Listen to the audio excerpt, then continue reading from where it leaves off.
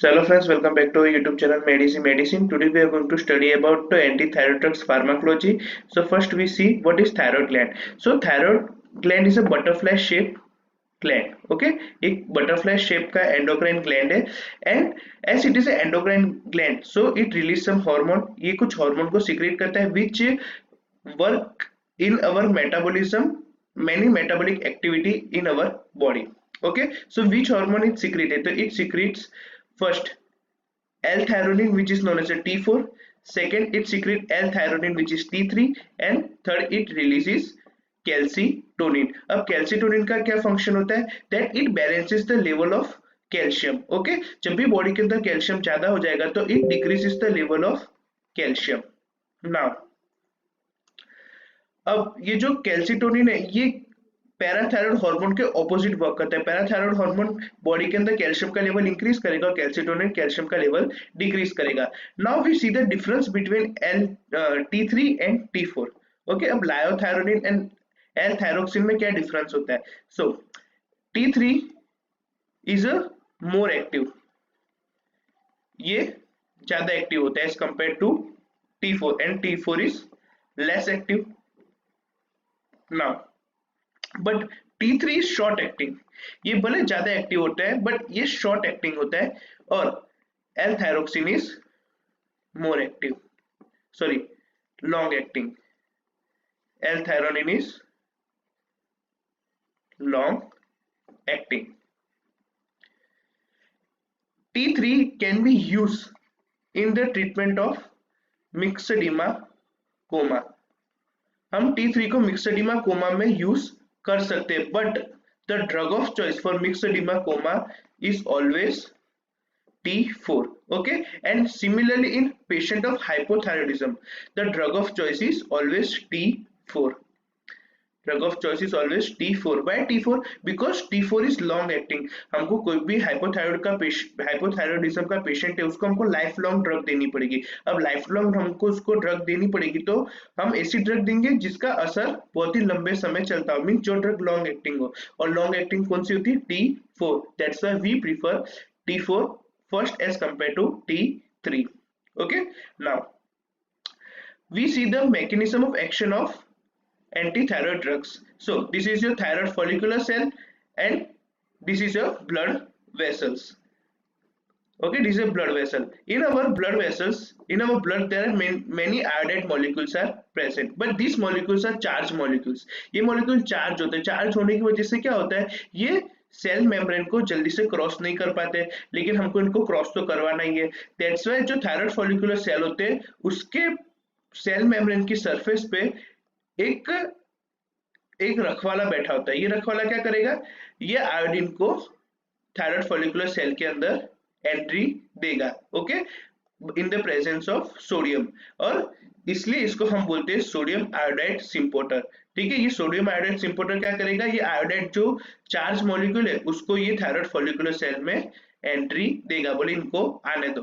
ठीक है, अभी जो आयोडीन आ गए, अभी आयोडीन आने के बाद क्या होगा? ये हमारा जो कोलोइड है थायराइड ग्लैंड का उसके अंदर ये आयोडीन्स आएंगे। अभी आयोडीन आ गए, अब हमको इसके ऊपर से चार्ज हटाना है, तो चार्ज हटाने के लिए इधर एक हैप्पी एंजाइम होता है। ओके, ये एंजाइम क्या करेगा?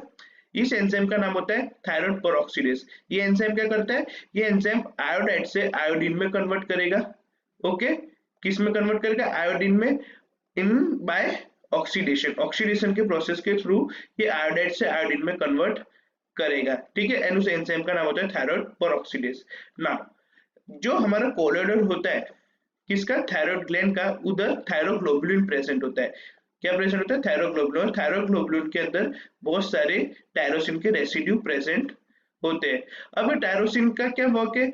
ये आयोडीन जो बना, ये आयोडीन क्या करेगा? इस पे आके बाइंड होना स्टार्ट कर देगा। आयोडीन क्या होगा? इस पे आके बाइंड होना स्टार्ट कर देगा। अब मान लो अगर दो आयोडीन के मॉलिक्यूल बाइंड हुए उसको हम बोलते हैं DIT। अगर एक आयोडीन का मॉलिक्यूल बाइंड हुआ उसको हम बोलते हैं MIT। Okay, DIT mean diiodothyronine and MIT means monoiodothyronine. अगर मान लो ये दो आयोडीन, दो चेन अगर कंबाइन हो जाती है एक दूसरे से, मीन्स MIT और DIT कंबाइन हो जाएंगे तो 1 + 2 = 3। तो क्या फॉर्मेशन होगा? T3 का। और अगर मान लो ये दो आयोडीन और नीचे के दो आयोडीन अगर कंबाइन हो जाते मीन्स दो डीआईटी, एक डीआईटी और एक और डीआईटी अगर कंबाइन हो जाता है तो उससे क्या फॉर्मेशन होगा, दो और दो चार, तो there is a formation of T4 and T3। Okay, T3 and T4 इस टाइप से फॉर्म होता है। अब ये जो कोलोड में जो बना, क्या बोलते हैं हम, T3 T4, ये इधर आके क्या होगा, थायराइड फॉलिकुलर सेल में वापस आ जाएगा। अब थायराइड फॉलिकुलर सेल से ये वापस ब्लड के अंदर एंट्री मार लेगा। ठीक है, ये जो तीन मॉलिक्यूल्स कंबाइंड उसको हम बोलते हैं T3 और ये चार मॉलिक्यूल कंबाइंड उसको हम बोलते हैं T4। अब ये जो T3 T4 बना अभी ब्लड के अंदर आ गया, अभी इसकी फार्माकोलॉजिकल एक्शन शो करेगा। नाउ अब कोई अगर हमको एंटी थायराइड ड्रग देने तो हमको ये सब प्रोसेस को रोकना पड़ेगा। सो हमने कुछ ड्रग्स बनाए। फर्स्ट हमने ऐसा ड्रग्स बनाया जो ये सोडियम आयोडाइड सिंपोटर को इनिबिट कर दे। जो आयोडाइड को अगर थायराइड फॉलिकुलर सेल में लाएगा ही नहीं तो ये आगे की कुछ प्रोसेस होने वाली नहीं है। So that drug name is perchlorate thiocyanate. Okay, ये जो ड्रग्स होते हैं they are sodium iodide symporter inhibitors. ये इस पंप को इनिबिट कर देंगे, इस पंप को इनिबिट कर देंगे जिसको से आयोडाइड थायराइड फॉलिकुलर सेल में आ ही नहीं पाएगा। Secondly we made this happy enzyme inhibitor, हमने इस एंजाइम का इनिबिटर बना दिया, that is thyroid peroxidase inhibitor. अभी जो थायराइड पेरोक्सीडेज इनिबिटर्स होते हैं ये कैसे वर्क करेंगे, थायराइड पेरोक्सीडेज एंजाइम को इनिबिट कर देंगे और उनमें कौन कौन से ड्रग होते हैं, so that are carbimazole, methimazole and propyl thiouracil. Now then third we made secretion inhibitor. Secretion inhibitors मतलब मान लो अगर T3 T4 बन गया, अब ये जब तक ब्लड के अंदर नहीं आएगा तब तक ये कोई फंक्शन नहीं कर पाएगा। सो हम अगर इसका इधर से सिक्रीशन ही रोक दे मींस उसको ब्लड में जाने से रोक दे तो भी प्रॉब्लम सॉल्व हो जाएगी। Then we made secretion inhibitor that are sodium iodide and Lugol's iodide. Okay, now अब हम इन ड्रग के बारे में थोड़ी सी मेन इंपॉर्टेंट पॉइंट और थोड़ा डिटेल देखेंगे। First, sodium iodide symporter inhibitors में कौन कौन से ड्रग इंक्लूड होते हैं, तो that is perchlorate, second is pertakinate and third is thiocyanate। Okay, third is thiocyanate.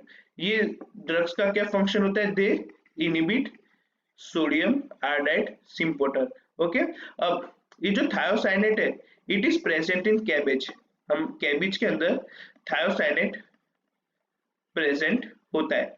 ठीक है, that's why this cabbage known as a गोइट्रोजन्स, इसलिए कैबेज को हम क्या बोलते हैं, गोइट्रोजन्स। ओके, तो ये था important point regarding sodium iodide synthetase inhibitors। Now we see thyroid peroxidase inhibitor। अब thyroid peroxidase inhibitors में कौन कौन से ड्रग आएंगे, so that is carbimazole, second is methimazole and third is propyl thiouresil। Okay, अब हम इनको इन ड्रग्स को in the form of difference समझेंगे, इन दोनों ड्रग्सों में क्या डिफरेंस होता है। सो फर्स्ट, जो कार्बिमाजोल और मेथिमाजोल होता है they are they having more potency, उनकी पोटेंसी की क्या होती है, ज्यादा।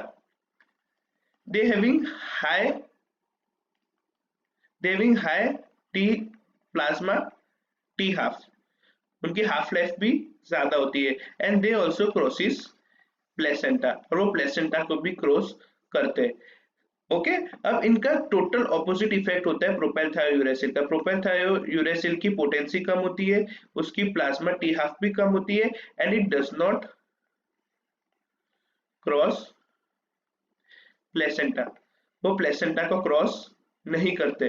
प्रोपाइल थायोयूरेसिल प्लेसेंटा को क्रॉस नहीं करता है। That's why in pregnancy the drug of choice is propyl thiouresil।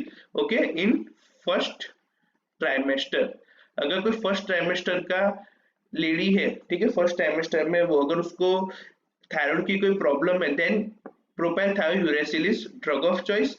And in second and third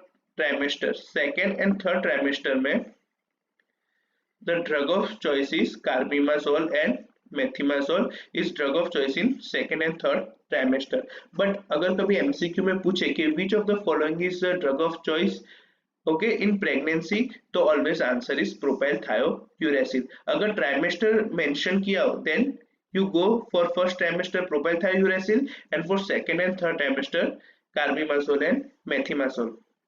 okay अब इन ये जो ड्रग्स होते हैं इसका प्रोपाइल थायोयूरेसिल का एक और अच्छा फंक्शन है, that is it is a 5 prime deiodinase inhibitor. अब बोलो सर ये 5 डीआयोडीनेस इनहिबिटर्स क्या होता है? So in our liver T4 is converted into T3 by the enzyme 5 prime deiodinase। 5 prime डीआयोडीनेस क्या करता है? ये T4 से T3 में कन्वर्ट करता है। जैसे मैंने आपको पहले बताया कि T4 हमारी बॉडी के लिए अच्छा है, क्यों? क्योंकि वो लॉन्ग एक्टिंग होता है, ठीक है, और हमको पेशेंट को की लाइफ टाइम ड्रग देना है, सो T4 is the drug of choice. लेकिन 5 प्राइम डीआयोडीनेस क्या करता है? T4 से T3 में कन्वर्ट कर देगा, T3 में कन्वर्ट कर देगा, इसकी वजह से उसका इफेक्ट जल्दी खत्म हो जाएगा। सो हमने ऐसे ड्रग्स बनाए जो ये एंजाइम को इनहिबिट करते हैं, दैट इज प्रोपाइल थायोयूरेसिल। प्रोपाइल थायोयूरेसिल क्या करता है? ये एंजाइम को इनहिबिट कर देता है, जिसकी वजह से T4 का लेवल इंक्रीज रहता है। अब लेकिन कार्बिमाजोल और methimazole they can not inhibit 5 prime deiodinase. Okay now अब T4 पे जो आयोडीन होता है वो कौन सी पोजीशन पे होता है? तो 3 5 3 प्राइम एंड 5 प्राइम पोजीशन पे, and in T3 iodine is present in at 3 position 5 position and 3 prime position, means 4 iodine present हो तो T4, 3 iodine present हो तो T3। अब ये एंजाइम क्या करेगा? 5 डीआयोडीनेस ये क्या करता है? ये 5 प्राइम पोजीशन से आयोडीन को हटा देता है। अब 5 प्राइम पोजीशन पर इससे अगर आयोडीन हट गया तो उसकी वजह से क्या होगा? It looks both same, means T3 किस में, T4 किस में कन्वर्ट हो गया? T3 में। सो ये एंजाइम इस तरीके से वर्क करता है। We see another class of drug that is secretion inhibitors. Okay secretion inhibitors में कौन कौन से ड्रग इंक्लूड होते हैं? That is sodium iodide, potassium iodide and Lugol's iodide, Lugol's iodine. अब ये जो ड्रग्स होते हैं they are the fastest acting drug. ये जो ड्रग्स कैसे होंगे? They are the fastest acting drugs, but इनका एक मेजर साइड इफेक्ट है that this drugs making the gland small, firm and less vascular. Okay ये जो ड्रग्स होते हैं ये क्या करते हैं? They making the gland small, firm and less vascular. Okay तो ये थी important point regarding secretion inhibitors. Now we see peripheral conversion inhibitor. Peripheral conversion inhibitors में कौन कौन से ड्रग इंक्लूड होंगे? So that drugs are propyl thiouracil, propranolol, propranolol is a yes non-selective beta blocker, and third is prednisolone, third is prednisolone. Okay जैसे मैंने आपको भी mechanism of action समझाया, ये पेरिफेरल कन्वर्जन इनहिबिटर कैसे वर्क करते हैं? सो ये T4 है, उसका T3 में कन्वर्ट हो जाता है by enzyme 5 prime deiodinase. Okay ये एंजाइम क्या करता है? T4 से T3 में कन्वर्ट कर देता है। सो हमने ये जो प्रोपाइल थायोयूरेसिल ड्रग होता है ये क्या करता है? इस एंजाइम को इनहिबिट कर देगा, जिसकी वजह से T4 का लेवल ब्लड में उतना का उतना ही रहेगा और इंक्रीज हो जाएगा। Now we see another class of the that is thyroid destroying drugs। अब thyroid destroying drug में कौन सा ड्रग इंक्लूड होगा? तो that is radio active iodine, that is I-131। Okay ये ड्रग इंक्लूड होगा इन थायराइड डिस्ट्रॉइंग ड्रग। अब इसके नाम से ही पता चला थायराइड डिस्ट्रॉइंग मतलब थायराइड ग्लैंड को डिस्ट्रॉय कर देता है। ओके अब ये जो ड्रग होता है इसको हम कौन से रूट से देते हैं? So we give it by oral route. अब ये थायराइड ग्लैंड को कैसे डिस्ट्रॉय करता है? So let understand that.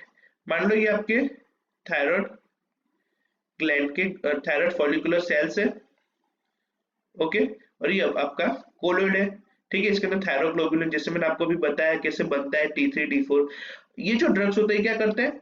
ये इधर से एंट्री मारेगा और इधर से आने के बाद ये जो कोलोन में आने के बाद क्या करता है, इसको अखा डिस्ट्रॉय कर देता है, इसको डिस्ट्रॉय कर देता है, जिसकी वजह से थायराइड ग्लैंड अखा टूट जाता है। That's why it causes irreversible hypothyroidism. एक मींस ये क्या करता है, थायराइड ग्लैंड को डिस्ट्रॉय कर देता है बाय एमिटिंग बीटा रेस।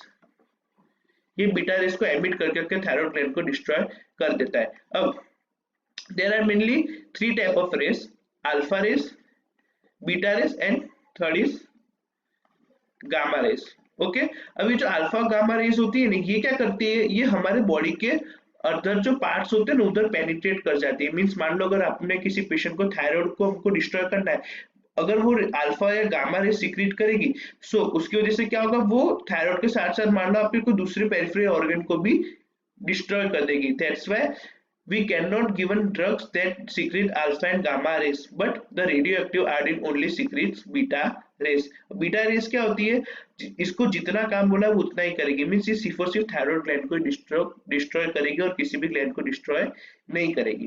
ठीक है, अब इसके कुछ स्पेशल पॉइंट है, that this drug is contraindicated in pregnancy। Obviously we cannot given this type of drug in pregnancy and the person of less than 35 years of age। 35 साल के कम उम्र वालों को ये ड्रग कभी देते नहीं है। Okay, why? Because it causes irreversible hypothyroidism। It causes irreversible hyperthyroidism. और इसकी जो हाफ लाइफ होती है, इट्स अबाउट 8 डेज। इसकी हाफ लाइफ कितनी होती है, इट्स अबाउट 8 डेज। ये काफी बार एमसीक्यू में पूछा है, so it is a most important question. Now we see, अगर मान लो किसी पेशेंट को T3 एंड T4 का लेवल ब्लड में बहुत ही ज्यादा हो गया, बहुत ज्यादा हो गया, तो उसकी वजह से क्या होगा, दे कॉसिस हाइपरथायरॉयडिज्म और थायरोटॉक्सिकोसिस मींस थायराइड स्ट्रॉम आएगा।